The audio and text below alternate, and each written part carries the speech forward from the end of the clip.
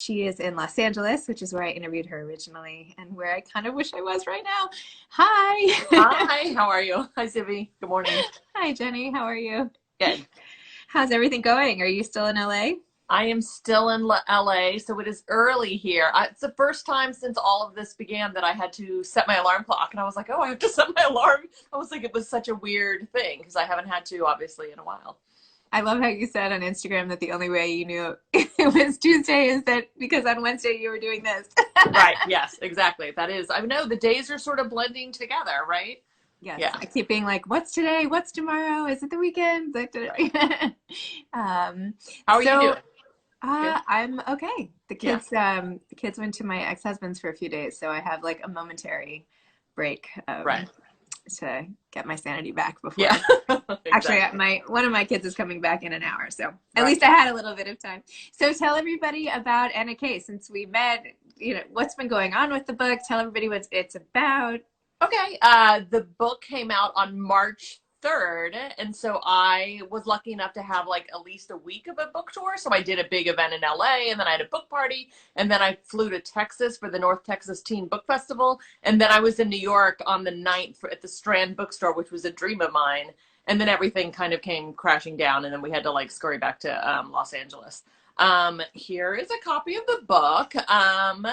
It is my first, like, I guess my debut young adult novel, even though I've written other books before. I had two middle grade books, and it was really such a fun experience to write a young adult novel. I had just never even really thought about doing it before, but I came up with this idea because I had always loved Anna Karenina. I had read it as a teenager myself, and it's really about first love.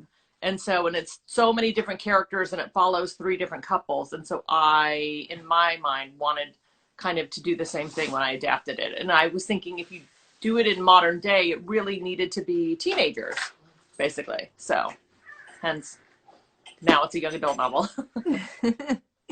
Um, don't you think though this is a great novel, a particularly escapist novel for today when everybody's stuck at home? And I know you keep calling it a young adult novel, I know. but I don't feel, I mean, what do I know about, how to classify books? But I'm an adult. I loved it. So I don't know. Exactly. I don't, it's funny. Everyone's like, oh, did you aim on planning to write it as young adult? Because I honestly can say I haven't read that much young adult besides what had crossed over, like Hunger Games or like The Fault of Our Stars and things that I had heard of. I wasn't necessarily a big YA reader myself.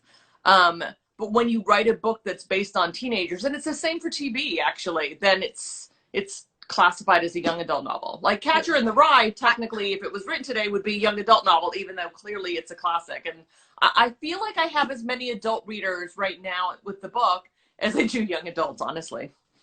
So. And how do you feel now that it's out in the world? And I know this is such a crazy time, but before last time we talked, it was about to come out, and Yes. now it's everywhere. So, like, how has that been for you? I have to say that the age of like social media and Instagram, because I really actually joined Instagram because of the book, because when I was selling it, they're like, what's your social media presence? And I'm not very small because I have a big procrastinating problem when I write. So I was like, I don't need another distraction. They're like, oh, a lot of fans these days, they just expect that of their authors. And so I was like, okay, I will do it. And then a couple months before the book came out, Flatiron Books is my publisher. I will say they did such an amazing job because I just started seeing it everywhere on Instagram. And so it really was exciting to see it. Because normally as a writer, you write it all alone and then you send it out there and, you see it in bookstores, yes, and then you do some publicity, but you don't really get to see it intimately in a reader's home, basically, or think about, or like really hear from day-to-day people that aren't reviewers who are reading it. So it's really been gratifying. Like I've just, so many people are posting about it, like in different ages all over the country and like different settings and like with, sunglasses or they're posing with it. And it's really been like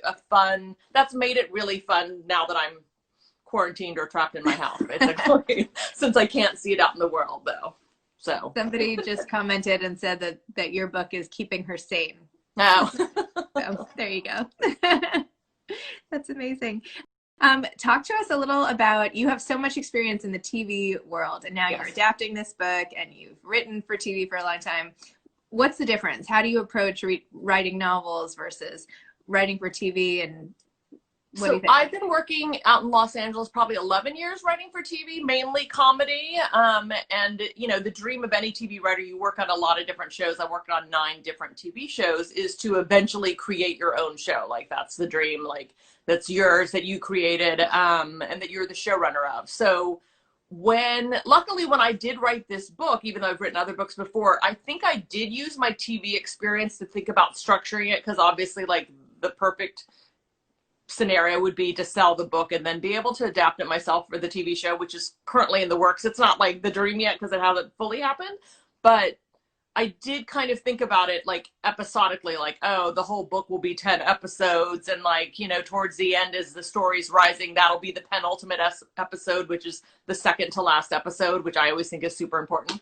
And so I was thinking about that in the back of my head. And I was also thinking about visual set pieces. Because like if you think about Gossip Girl, which obviously I loved, because I had just moved to Los Angeles when Gossip Girl came out, and I was watching it like New York porn just to like see New York again because I missed it so much and my friends. So it was really fun for me. But like, you know, Gossip Girl had like a party a week basically. So that was kind of their little set piece that they always did. So I was thinking, I'm like, I need certain parties. You want a costume party? Like I was thinking about that in the back of my mind when I was, you know, writing these characters and like what you want to see.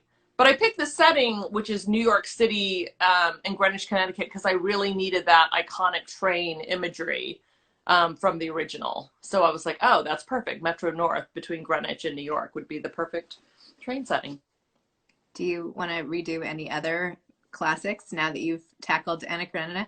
You know, my agent asked me that. I was like, I don't know if that's like a thing that I wanted to necessarily do when I did this one. Like it just kind of happened. But if I was thinking about it, did you ever read D.H. Lawrence's Women in Love?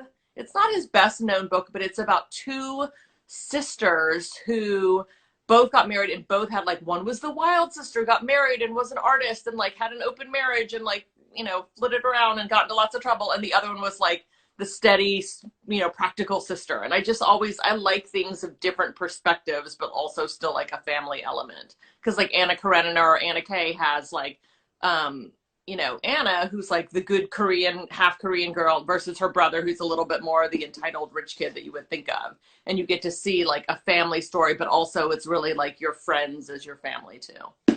So maybe you should say a little more about how you even arrived at this decision to write this one. I had seen the movie in 2012, the one with Keira Knightley in New York City with my mom. And then, you know, we were talking about it. I was like, you know, it's really a story about first love. And it was funny because I was saying, oh, times have changed so much for women. Because in the original, Anna made one big mistake and she was villainized for it. And ultimately, you know, it was a tragic story that ruined her life.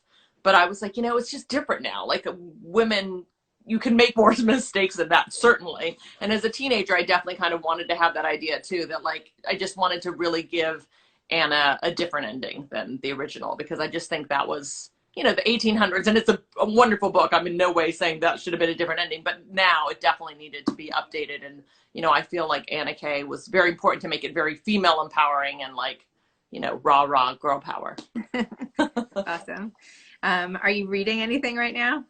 I just finished The Good Girl's Guide to Murder, the Holly Jackson thriller. I've been definitely going towards like thriller and escapism because I have been seeing on Instagram like, oh my God, Anna Kay is the best time because you just want to escape out of your head. So I'm not reading anything dark and heavy, and I'm reading Mackenzie. I'm reading a lot more YA now because I met a bunch of YA authors at North Texas at the Teen Festival. So I'm reading Mackenzie Lee, The Gentleman's Guide to Virtue and Vice, because she was sitting right next to me when we were signing, and she had a very long line, and I did have very few people, so I had a chance to talk to her a little bit. And we both have giant dogs, so we both knew. Yeah. Well, thanks for setting your alarms Thanks, to do this. Of course. You look really nice. You got all, you know, you look beautiful. I put on eyeshadow for I know, you look great. And, like, your little spritz of the hair, and put on earrings for the first time. So. It worked. We have our matching hoops. Yeah. Yeah, perfect. definitely. All right. Well, have a good day. Take care, Jenny. Bye. Bye.